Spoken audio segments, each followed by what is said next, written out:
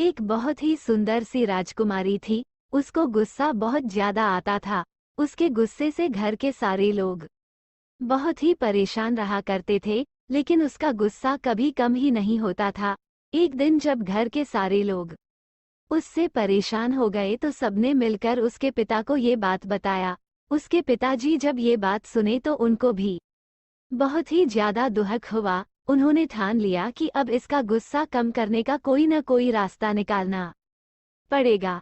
एक दिन उसने पानी बेटी को बुलाया और बोला, मैं आपके साथ एक गेम खेलना चाहता हूँ। लड़की बहुत ही ज्यादा खुश हो गई और बोली, क्यों नहीं पिताजी।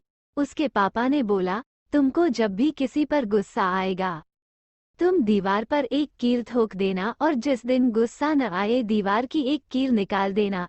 लड़की ने बोला, ठीक है पापा, लेकिन आपको गेम जीतने के बाद बहुत ही अच्छा सा गिफ्ट देना होगा।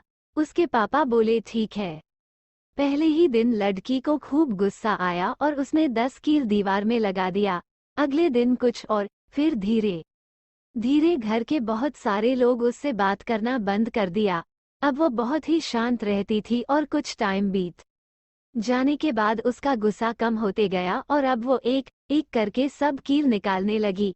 ऐसा करते करते काफी टाइम बीत गया और एक दिन सब कील दीवार से निकल गई और अब उसका गुस्सा भी बहुत कम हो चुका था। जब सब कील निकल गई तो वो एकदम बदल चुकी थी और अपने पापा के पास जाकर बोली, पापा मैं तो ये गेम जीत गई।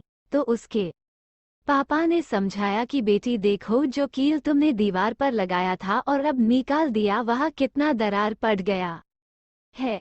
इसी तरह तुम जब भी किसी से गुस्सा करती हो तो समझ लो कि तुम अपने रिश्ते में एक दीवार खड़ी कर देती हो।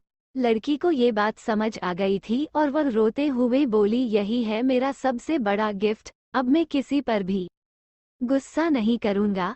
तो दोस्तों, इस कहानी से हम लोगों को यही सीख मिलता है कि गुस्सा इंसान को कुछ भी करा सकता है, इसलिए गुस्सा को छोड़ देने में ही भलाई है।